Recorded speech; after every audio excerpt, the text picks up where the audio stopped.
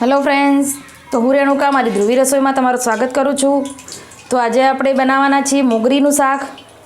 તો મોગરી મૂળાની મોગરી છે, તો આ રીતે કટ કરીને ધોઈ સાફ કરી લીધી છે। સાથે ડુંગળી સમારી છે, ટામેટાં, લીલા મરચાં અને લસણ। તો ચલો બનાવવાનું શરૂ કરીએ। તો આપણે કઢાઈમાં તેલ પણ ગરમ કરવા મૂકી દીધું છે। તો હવે તેમાં જીરું એડ કરીશું। जीरु सेज गरम थई जाए पछी लसण एड करीशुं। तो लसण तमे जोई शको छो मैं कळीओने झीणी झीणी सुधारेली लीधी छे।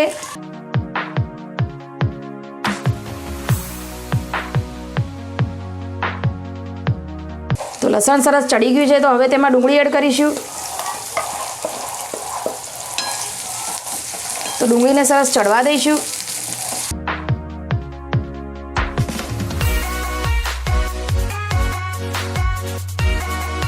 तो डुंगળી से चढ़ी गई है। तो हवे लीला मरचा एड करीशुं।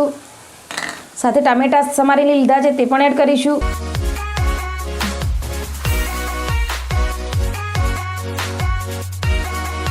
तेमां स्वाद अनुसार मीठुं नाखी लईशुं। तो हवे तेमां स्वाद अनुसार मीठुं नाखी लईशुं।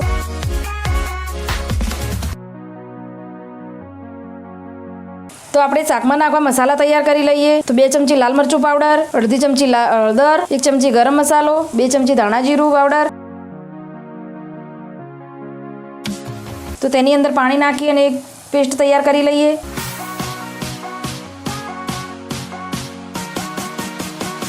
તો આપણા ડુંગળી અને ટામેટાને સરસ ચડી ગયા છે। તો હવે મસાલો જે કરીને રાખ્યો છે તે પેસ્ટ એડ કરીશું।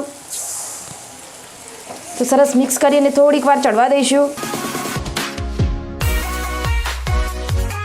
तो अपना मसाला एकदम सरस चढ़ी गया है। तो हवे तेमां मोगरी नाखी लईशुं। तो मोगरी नाखीने सरस मिक्स करी लईशुं। तो मोगरी में सरस मसाला चढ़े त्यां सुधी आपणे गरम करी लईशुं।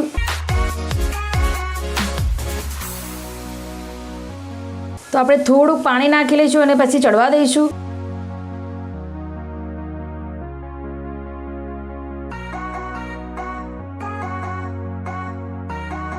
फ्रेंड्स, જોઈ શકો છો મોગરીનું શાક એકદમ સરસ રીતે બનીને તૈયાર છે। તો આ ભાજી ફક્ત શિયાળામાં જ મળે છે। તો હાલ તમને માર્કેટમાં આસાનીથી મળી જશે। તો આ મોગરીનું શાક કેટલા જણાએ ખાધું છે કોમેન્ટમાં જરૂરથી બતાવજો મને। તો આપણું શાક રેડી છે। તો હવે ઉપરથી આપણે લીલા ધાણા નાખીશું। આજની આપણી રેસીપી મોગરીનું શાક બનીને તૈયાર છે। તો આજની મારી રેસીપી ગમી હોય લાઈક શેર કોમેન્ટ કરજો। મારી ચેનલમાં નવા હોય તો સબસ્ક્રાઈબ પણ કરજો। આવી જ નવી રેસીપી સાથે હું ફરીથી મળીશ। ત્યાં સુધી આવજો।